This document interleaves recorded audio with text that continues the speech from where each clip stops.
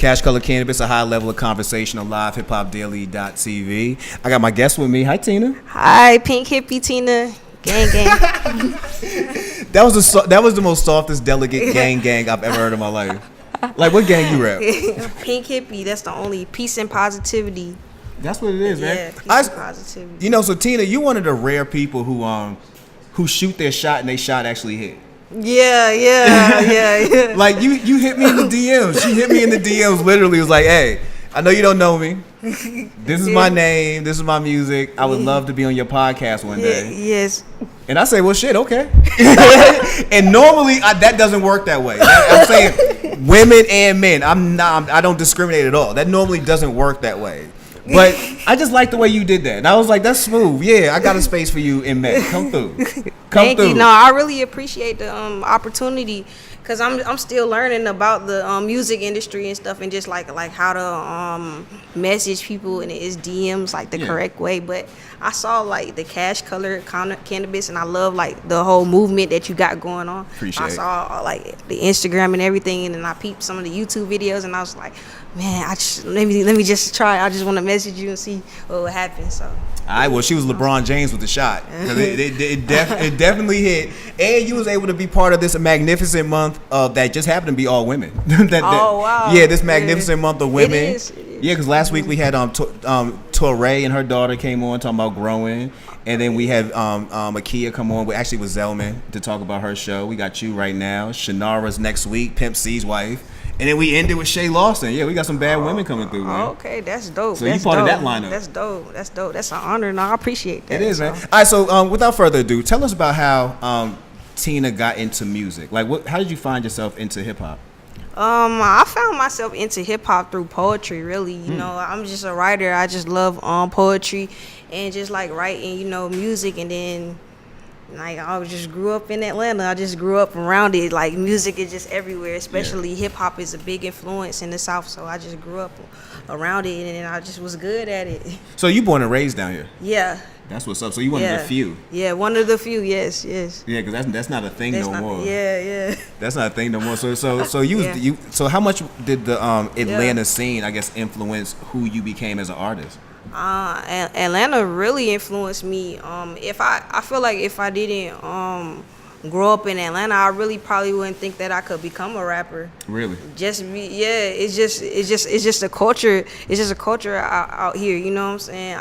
I'm from where 2 Chainz is from. So 2 Chainz made it. And I seen him like he actually really did made it. Ludacris made it. Like that's crazy. 2 Chainz is one of the most humble dudes you'd ever want to honestly meet. Yeah. Like I've had a chance to know and interview 2 Chainz since he was primarily Titty Boy. And he's a cool dude. I remember one time Titty almost got kicked out of a restaurant doing an interview because they thought we were smoking weed in the restaurant. He just smelled that much like weed. Yeah, like his whole body is like pours out weed. And the manager came downstairs and said, "Sir, guys, you can't smoke weed inside the restaurant." I was looking like, who the fuck smoking weed in the restaurant? Like, nah, ain't nobody doing that. He walked in smelling his way. Yeah. So that's cool. So that's crazy too. That you said that being in Atlanta, if you wasn't here, you wouldn't be an artist. So many people come here to be an artist, and they all are inspired by the same thing. I guess that brought you up the not just the music and the sound, but just like everything that's around it. You know what I'm saying? There's so much energy in the music industry out here. Yeah. And it's just the culture. It's a part of the arts. Like Atlanta has a dope art scene, and I love like what other people from different states brought to Atlanta too. Like all like the creator. I love seeing the different styles. I see right now in Atlanta, it's a really diverse place for music. So.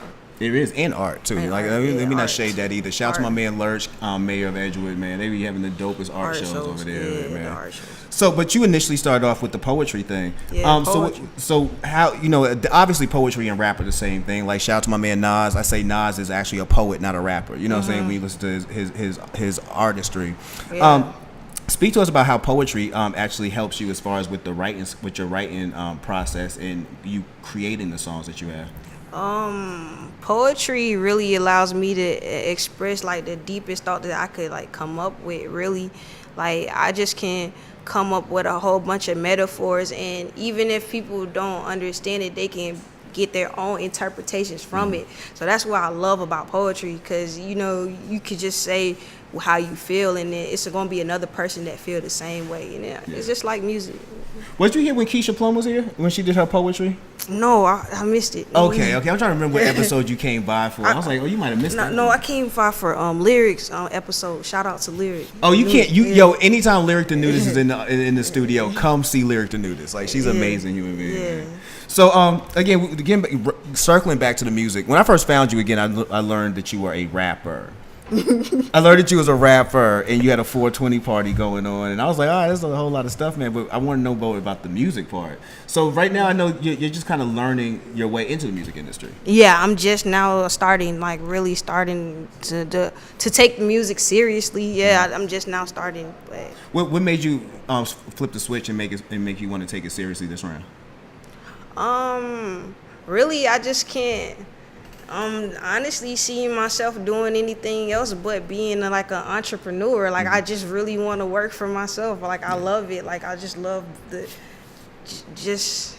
vibe. So that's really what made me want to take it serious. Okay. I don't see myself. I don't see myself like working really at AT&T or nothing. No. See yourself working at Sprint? Yeah, no. That's what's up. So who are some of the artists? I mean, I know we have briefly spoke about this. Maybe Outback. You know what I mean? I do want them blooming onions. Yeah. So I know we briefly spoke about this a second ago about some of the artists who inspired you. Who are some of the artists who inspired you? Speak to them, because I thought they jumped pretty quickly. Oh yeah. I'm inspired by Gangsta Boo, and I'm also inspired by Rap City. Like, I love Rap City. Understand that's where them dollars at to Young, Gifted, and Black. Like, that's a huge jump of inspiration. No, for real. I'm really inspired by like some of the newer people like Joey Badass and Chance the Rapper. Love Chance the Rapper. Like 10 Day, that was my tape. I love 10 Days. I want to like Chance the Rapper. Like, I like him as a person, I feel. But I'm serious. I want to like Chance the Rapper. I'm a very honest human being. I want to like Chance the Rapper. I think I like you as a person. I've tried to listen to some of your music. I think it's cool. You know what I mean? But I don't know. I'm not the person who's like head over heels in love with him just yet. Chance, yeah. It's because it's like 10 Day. It really, at that time, you know, I was still in high school when 10 Day dropped too. So, and Acid Rap. So how long was this? Like 2 years ago? Yeah, a couple of years ago. But yeah, it was, you know, it was just like it was the perfect project for the time of my life. So that's why I really connect with it the most. He reminds me a lot of Kid Cudi. Like, you'll get people who like Kid Cudi, and I'll be like, I get it. You know what I'm saying? Yeah. But there's people who just say, like you said, yo, dude made something at this moment for my life that clicked forever. Forever, yeah. That's the same with Joey Badass too. He dropped this little project called 1999. Oh, I love Joey. Yeah, Joey just. You know what's weird to me with Joey though? Because I looked at it. I tried to chalk it up to puberty, but I'm like, I think he's too old for that. His voice changed from 1999 to his next album to the point where I was like, did you really drop your nuts? Like, did you really, like, what happened in your life the way your voice got that much more bass? Yeah. It's insane, man. Yeah. That's insane. Well, that's crazy that you were inspired by those type of people. Yeah. Is that the kind of thing that we're going to see when it do come to you, when you start releasing your full projects? Like, we're going to see that kind of mix of the backpack rapper, but also a little bit of that down south, like, in your face type shit? Yeah. That's really what you're going to see. You're going to see, like, I feel like you're gonna see all the influences that I say. I feel like you're gonna see some, you know, hear some Gangsta Boo. Then I feel like you're gonna hear some Joey Badass, and I feel like you're gonna hear some Chance the Rapper. Definitely. Okay. Definitely with my music. Okay, that's what it is. So, or just hear myself, me, Pink Hippie Tina. Pink Hippie Tina. So, you know, that's a funny thing. How'd you get the name Pink Hippie Tina? Pink Hippie. That's just my little brand in my company that I started, you know, at the top of the year. I came up with Pink Hip. Pink means peace and never ending kindness. It's just like, oh, you made it mean something too. That's what's up. Like, don't just take a yeah. That's just like my motto in life. I just like put some sauce on it. Peace and kindness. So like Pink Hippie, you know, I'm a hippie. I'm definitely a hippie. I love, you know what I'm saying, 420 all day, you know. Pink Hippie. So that's how it really came. All right, that's what's up. Are we will we ever be able to see or get some music from you? Because again, I know you got the Lucy's, I know you got the project right now on SoundCloud, but I know we're waiting on, and I know you're waiting on as well, an actual project that we're gonna, really give us the full actual project. Yeah.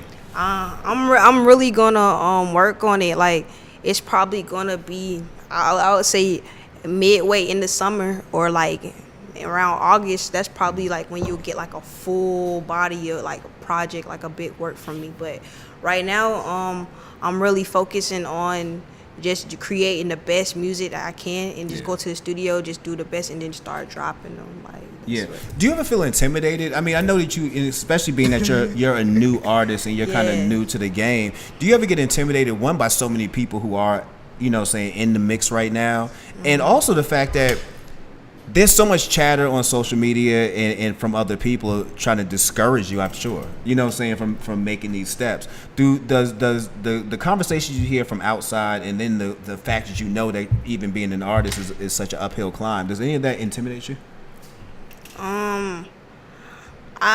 It did intimidate me at first. Like it did, like just being an artist and actually saying it and trying to get people to, take you serious. It's just like, I feel like you just have to have that moment where you just have a different, a change in thinking and a different perspective. You just have to know that you can do it yourself. Yeah. Like no matter what, like I know that I can get to the place where I want to be and get to the success and level I want to.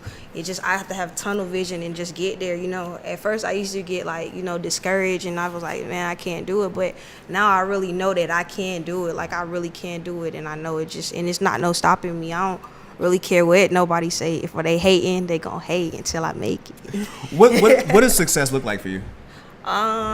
Success looks like for me it's just being able to I'll say provide, for my family, and also being able to travel the world and see the world and not have to worry about it's not about, money, but like not have to worry about money either. Like just having enough, just, you can travel, do your shows, do music, sell clothes, all of that. That's success to me. Yeah.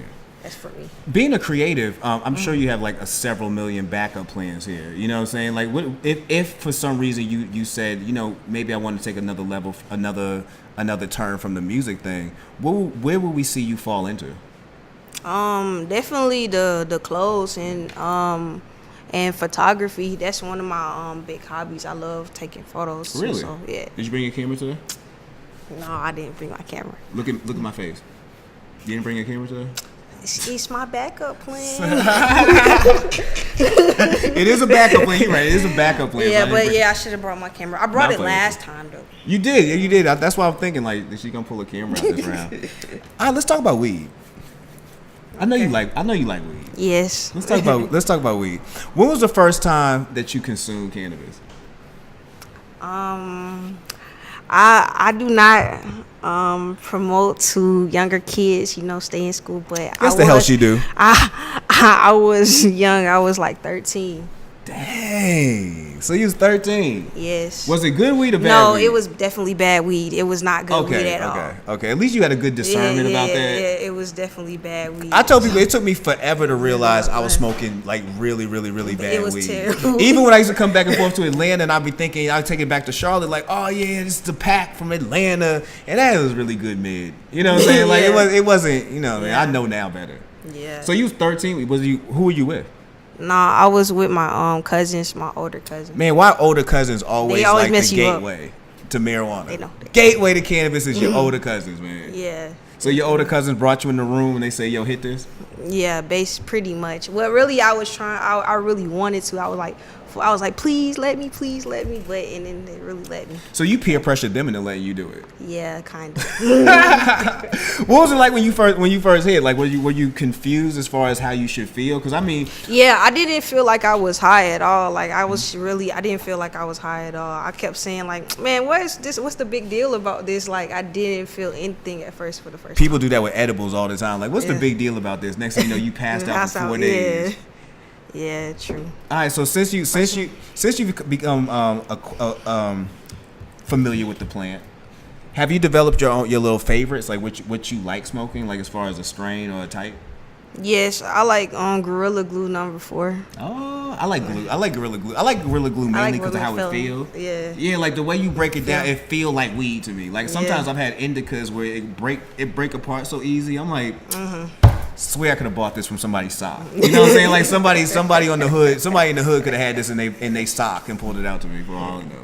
Yeah. So that's really that's my favorite one that I'm smoking now. It's Gorilla Glue. If you what is something like what would be your funniest moment when you were high? She's like, well, yesterday. The funniest moment when I was high was really when I tried the gas mask for the first time. Are you out your mind? Oh yeah, that was. I wasn't a kid then though. I was in college, but still. Still, you out your mind? Yo, there be certain stuff I don't like. Everybody know I don't dab. Like I've done it 2 times in my whole life. I don't like being personally that high. You know what I mean? To where it's like you really looking at your watch. Like, am I down yet? Can I hit another blunt? Like, I don't want to overlap shit. So I can imagine myself putting on a gas, and then I'd be scared somebody gonna tie it too tight or something. Oh no! You just pull it off. Do you know what's crazy? Today I had a whole conversation with a coworker of mine about dominate. She's a dominatrix. Come to find out, I didn't know that. Oh dang! Yeah, you learned a lot of shit. I learned. Trust me, ask people questions and you will learn so much shit. So I found out today she was a dominatrix. And when you said the gas mask thing, the first thing I thought was me telling her about how I don't want to have my face tied up like that. She was telling me about some of the stuff she did to dudes. I was like, oh hell no, don't tie me up like that ever. But that gas mask must have been, man. Look, that gas mask would have had me freaking out. The minute they zipped that up.